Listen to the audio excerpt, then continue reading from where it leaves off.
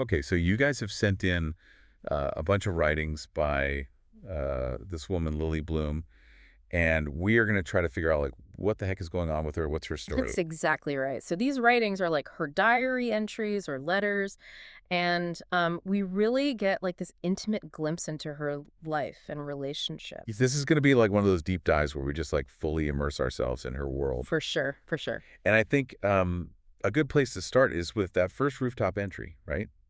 Lily's in Boston, just after her father's funeral. She's up on this rooftop seeking some peace and quiet, which is, understandable. Totally. And that peace and quiet doesn't last very long, does it? I Yeah. mean, like almost immediately someone else comes up there. Yeah, like bam, there's this guy. And she makes a point of saying she hopes it's a woman. Oh, yeah, yeah. Good catch. She does say that. Hmm. I wonder what that means. Right. Like, why is that her first thought? Is she like hoping for a specific type of connection? Maybe she's just looking for someone who can relate to what she's going through, Hmm. someone who gets it. Totally. And who wouldn't want that after a funeral? Then she sees that it's a man, and she describes him, right? Tall, broad-shouldered, Yeah, and also like really distressed. Like you can practically feel the weight of whatever he's carrying. right. And they kind of just stand there for a bit in silence. Yeah, but it's not like an awkward silence. Not at all. It's like they both understand each other's need for that quiet. Definitely. It's like a shared moment before they dive into some deep stuff. Naked truths, as she calls them. Oh yeah, yeah, naked truths. I like that. So, this guy Ryle is his name, right? Ryle, yeah. He's a neurosurgeon, and he shares this really heavy story about losing a young patient. Oof.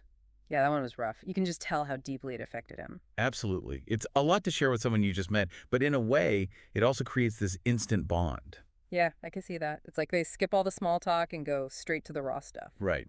And then Lily shares her own, what does she call it? A twisted truth Oh. about the eulogy she gave for her father. Yeah. That was a pretty unexpected twist. It sounds like she had a complicated relationship with him. Definitely. And I think that sets the stage for this like undercurrent of tension between her and Ryle, this back and forth of vulnerability. Yeah, there's definitely some chemistry there. Yeah. Okay, so we have Ryle, but Lily's writings also introduce us to another guy. Um, Atlas Corrigan, was it? Atlas, yes. And their meeting is, well, quite different. A little less intense, you could say. Way less intense. They meet on a bus, and she just notices him, how worn out he looks. Yeah, yeah, like he's been through a lot. Exactly. And then she does something pretty incredible. She invites him to shower at her house. Wow, that's a bold move. Yeah. I mean, I guess it was out of the kindness of her heart, but still a stranger, right? Yeah, it's this really selfless act. And it becomes the foundation for this kind of secret friendship they develop.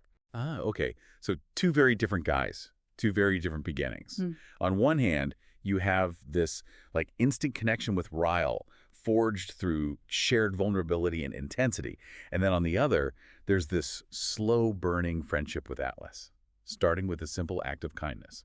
Exactly. And I think it makes you wonder, right, like how these different beginnings might shape the nature of each relationship moving forward. Oh, totally.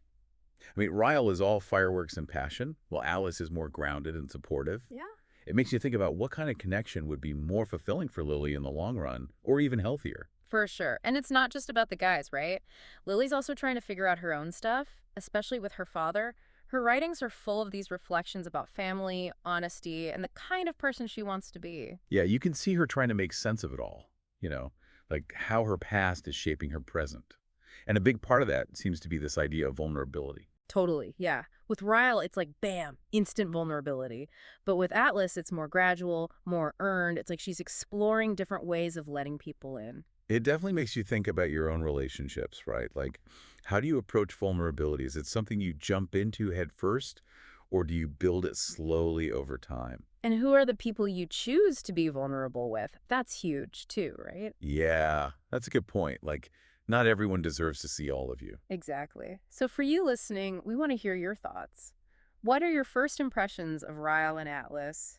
Who do you think would be a better match for Lily, and why? Yeah. And what about the whole vulnerability thing? What resonated with you about the way Lily approached it? Did any of her revelations make you think about your own experiences? We've only just scratched the surface of Lily's story, but it's already so full of these moments that make you stop and think. Right.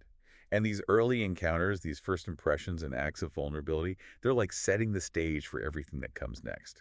Exactly. It's like those seemingly insignificant choices and moments of connection that can end up shaping the entire course of our lives. That's a powerful thought to end on, don't you think? Absolutely. And I think it's a reminder to pay attention to those early sparks, those seemingly chance encounters, and the ways we choose to be vulnerable with each other, because you never know where they might lead.